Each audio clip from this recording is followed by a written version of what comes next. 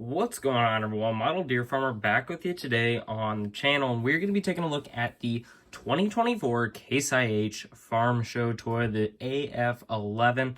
So let's get on into it. This thing is super big, as I'm realizing now, as it doesn't even fit fully in my camera view. So sorry about that, but we are going to be splitting it down into pieces.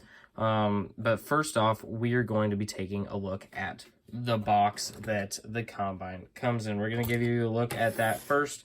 It is a really big box, and so you're not going to be able to see all of it probably, but here it is, closed farm show box. Came in the brown box on the outside. We got Case IH Axial Flow AF11 2024 Farm Show with a digital picture of it on there. On the top, we have Case IH Axial Flow AF11 2024 Farm Show. On the sides, it's the same thing as what's on the top, and then on the back, it's the same thing as what is on the front. So a really big box that it comes in because it is a really big combine. Now, I picked this one up at the Farm Progress Show in Boone, Iowa last week, and they were selling them there at the Case IH booth for $50 plus tax. That's what I paid for them. I hear that they're going for a lot more money online and other places. Sounds like they're going to be a pretty hot commodity. But first of all, let's take the head off the combine. Let's try cleaning off my camera lens because it looks really bad right now. Maybe that's better. I don't know.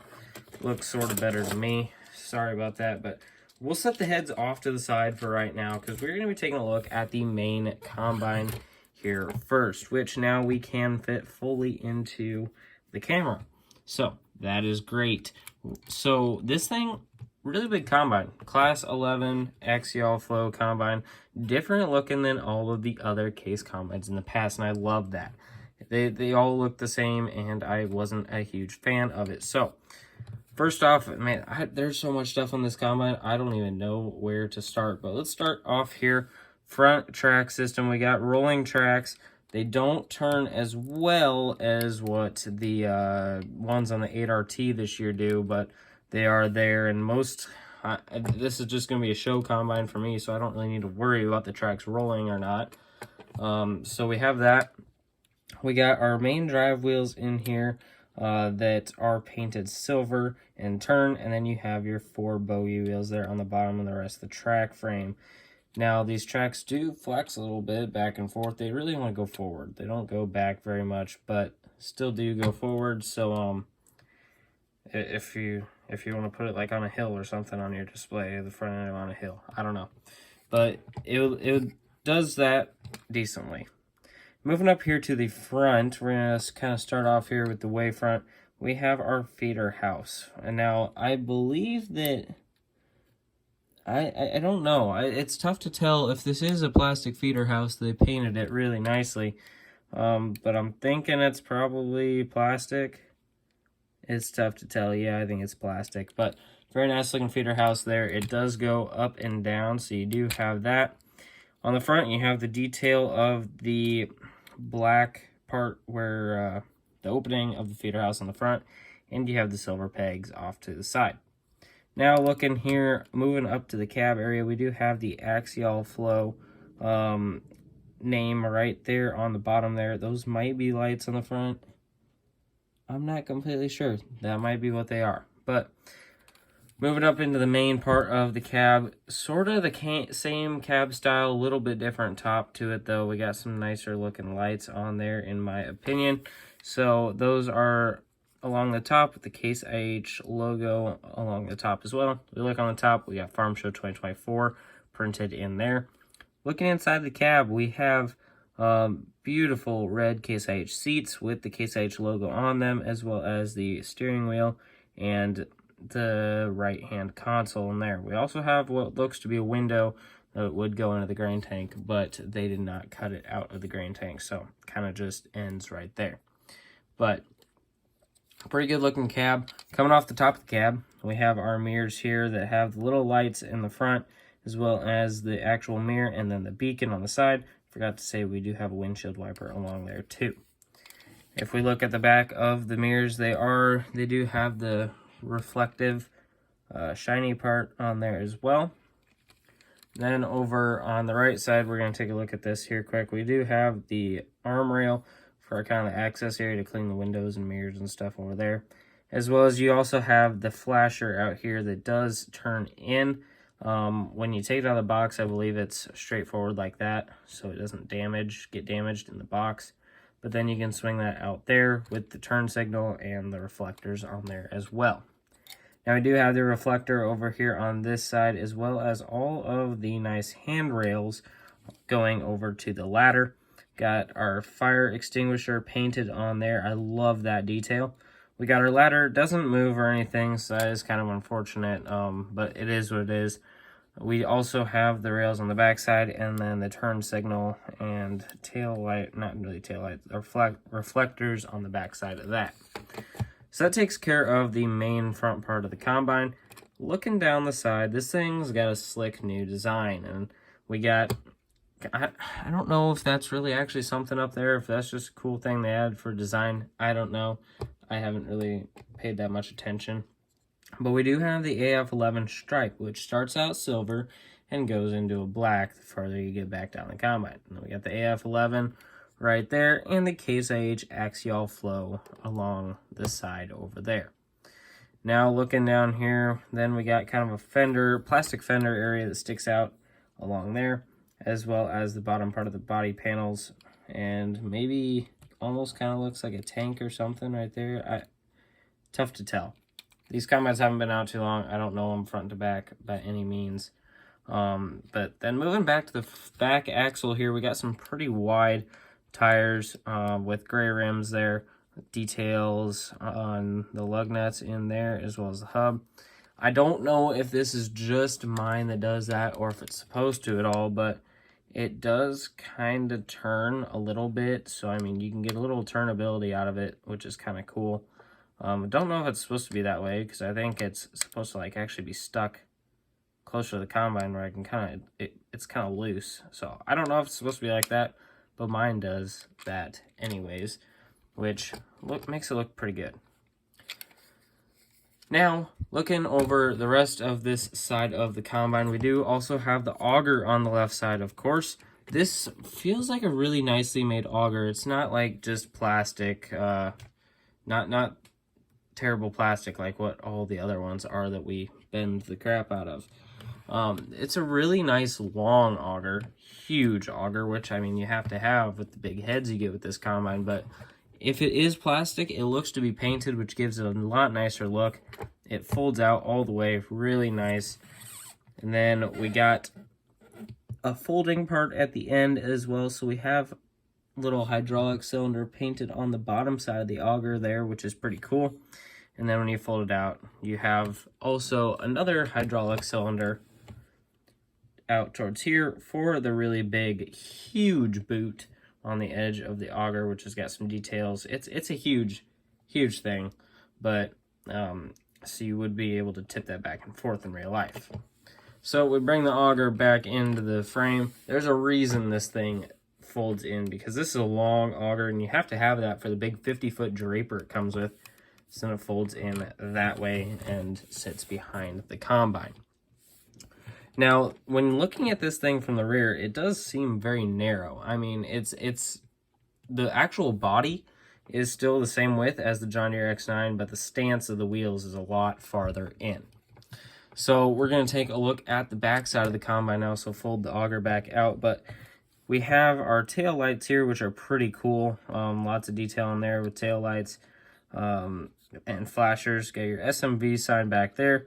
Case IH wording up there with some rear work lights. Very nice. I don't know. I kind of like the way the back end of this combine looks compared to the old ones anyways. Pretty decent looking. Up here on the top of the back, we do have the Case IH logo across there, as well as maybe that's the exhaust pipe right there. You can see some parts of maybe like the engine or other things in there. Lots of detail. I don't really know what half of it is, but it's looking pretty good. You got the blue cap right there for the def, and then kind of some other railings on the back side of the combine. It's looking pretty sweet. Moving down to the bottom part, we do have your chaffer. I'm assuming that this is kind of like if you're wanting to lay it in a windrow, it comes through there. and down through that. Or on the bottom, you do have the, I don't know, the slingers, if you want to call them that, the beaters, something like that. I'm blanking on the term right now, but you have those underneath. Yeah, I would assume that this is if you want straw to come out for this part right here. But we will turn the combine around to the right side like we looked at before. Pretty much about the same right side of the combine, just you got some more kind of black area up here where the auger would have been on the other side of the combine. So a little bit different look to that side, but still looking pretty sweet. Like we talked about earlier, we got the flasher on this side. Moving up to the grain tank. In the grain tank, there's lots of detail in it. I love to see it. Very nice deep grain tank too. Like on the X9s, I don't know why they did this, but the bottom of the grain tank is like at the top of the cab, and I hate the way that is on the X9. So really happy to see that we actually, like, this thing is deep, and like that would be, they could have put the cab window in there, but they didn't. But lots of detail in there. You got the cross augers in the bottom, you got some steps, other supports and braces within there. You got your auger there in the center, which goes pretty tall and would fold down if we could actually fold in the grain tank. A very nice big grain tank extension on here. All the sides, it would fold in real life. We don't have the we don't have the GPS painted, which is kind of too bad, but love to see the bigger grain tank on a Case IH combine. We've been stuck with those really small grain tanks on Case IH combines for some reason for a long time. So I love to see this. Lots of detail. You can see the cylinders there to fold it in. Got the ladder on the back. So a very nice looking grain tank. Love that a lot more than, let's pull this one out, the 9250. Wasn't too much of a big fan of this grain tank all the time. Just not my favorite. And I think the back end, I personally like the back end of the new one a little bit better than what the old ones were. This style of combine, as I've talked about it in videos where I've reviewed it, it's just kind of a cookie cutter combine. Seems like their combines have been like that forever, which I guess the S series have kind of looked like that for a while, but these ones seem like they've been looking like this for a really long time. So pretty excited to see an upgrade with the AF series. I don't remember all of them, but I think it goes down to like an AF8 is the smallest one of their new combines. So pretty good looking combine here. We've looked at the combine. Now let's get in and look at the heads. We're gonna look at the corn head first. This is a 16-row corn head. We do have an auger in the middle that does kind of turn. It kind of, you gotta kind of be gentle with it, and sometimes it doesn't turn, but it does turn. It looks pretty good in there. Then we get down to the rows. You do have all of the gathering chains all painted black in there, which love to see that. And love to see the white snoot detail on there as well. Love that we're getting all that detail. You got kind of their, I don't really know what you want to call it, but their corn heads, you know, in Case IH kind of have that look on top there where John Deere ones don't and stuff.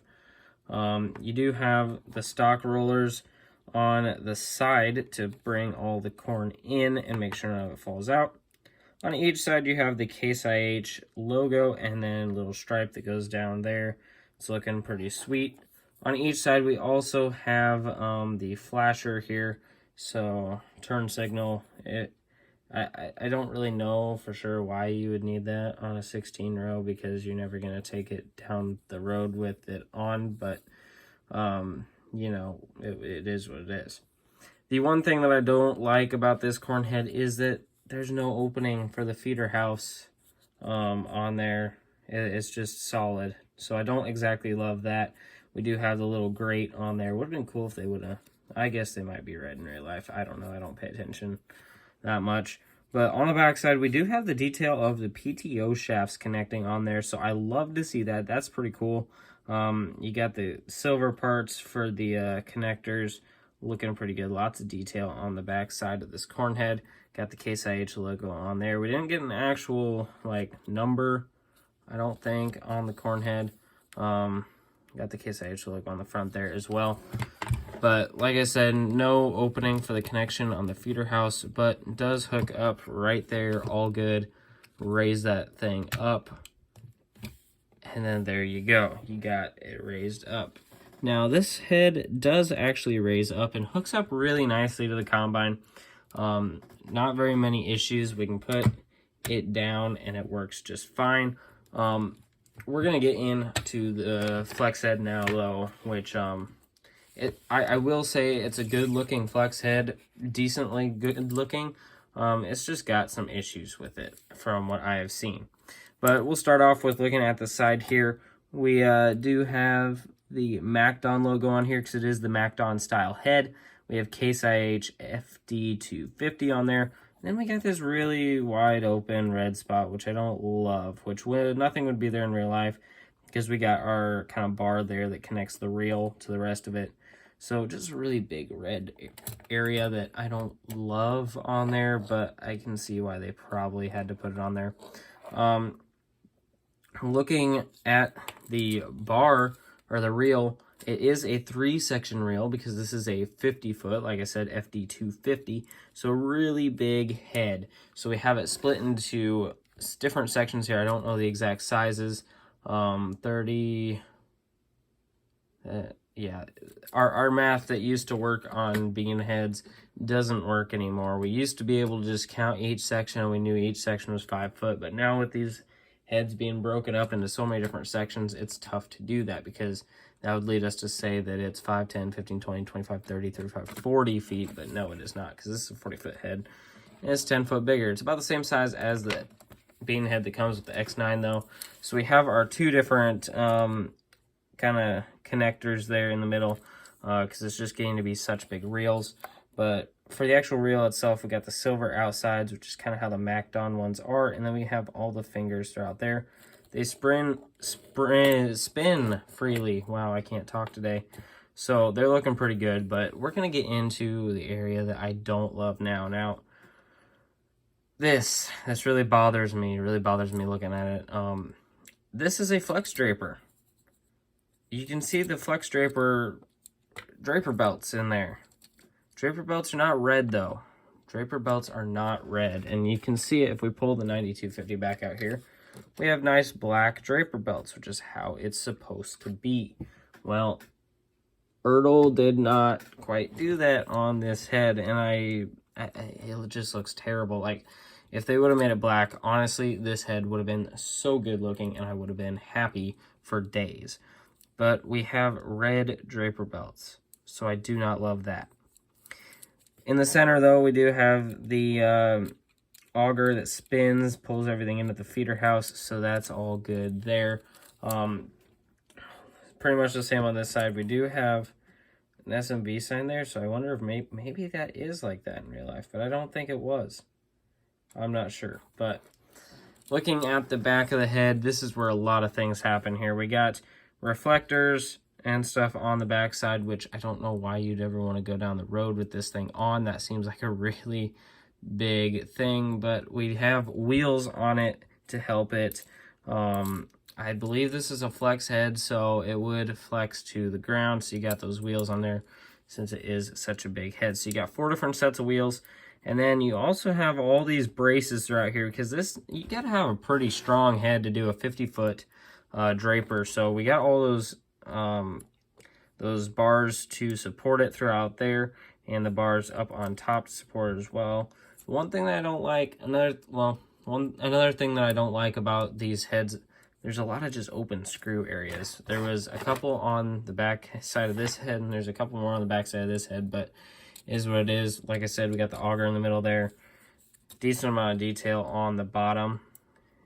Good looking head. I just wish that they would have done the draper belts red, and honestly, that's probably about my only major concern with this. Now, let's put this on the combine. Now, if you see, it sits with the hooking point pretty high, so if we have the head down, like where we had it for the corn head, it's not going to hook up. So, you're going to have to put the feeder house in kind of the up position, and then, well, it went back down now, but see, if you have it like that, the front end is going to be off the ground considerably. So we have to put it up a little bit, There we go. Sits perfect. Really sloped, which is kind of interesting that it can stay on there. The crop can stay on there being that slope, but maybe it's not that way in real life. Now, the thing that kind of irritates me, this head is not really, like, how we talked about the corn head not really moving at all. This thing, obviously, they forgot something to keep that head from, like, being able to do that, because I don't love that. I don't love it. And you got to have the feeder house all the way up to have it on the ground. So you're not going to be able to move the feeder house up to have this thing in the air. You just kind of have to imagine or prop it up with your finger like that. But otherwise, besides the terrible looking red draper belts and a couple other minor things with it hooking up to the combine, it's a pretty decent combine. The combine itself is pretty solid. It's the heads that I think are kind of lacking a little bit, and we're a little bit rushed in the process, and that's just going to be how it is when you try getting something this brand new out. But definitely, if you're a Case IH fan, go ahead and pick one of these up. If you're just a new equipment fan, go ahead and pick one of these up. You're probably going to want to pick one up soon, though, because like I said, they are going for pretty expensive online. They're still pretty decent price if you get them at the farm shows. So Husker Harvest Days, Grand Island, Nebraska, coming up here next week. So you can go ahead and pick one up at the Case IH booth there if you're interested. But I hope you guys enjoyed the review. Sorry it was kind of a longer one, but this is a really in-depth combine. Really big piece of equipment to take a look at, and 3 separate parts to it too. So hope you guys enjoyed the video. If you did, give it a like. Also consider subscribing to the channel. That'd mean a lot to me. We're trying to hit 3,000 subscribers by the end of the year, and we're less than 600 away. So go ahead and hit that subscribe button. Also hit that bell icon to be notified whenever I upload a new video. But I hope you guys enjoyed the video today. If you have any comments or questions, you can leave those down in the comment section below. Or if you have any ideas on what we should review next here on the channel. With all that being said, hope you guys have a great day, and I'll see you all in the next one.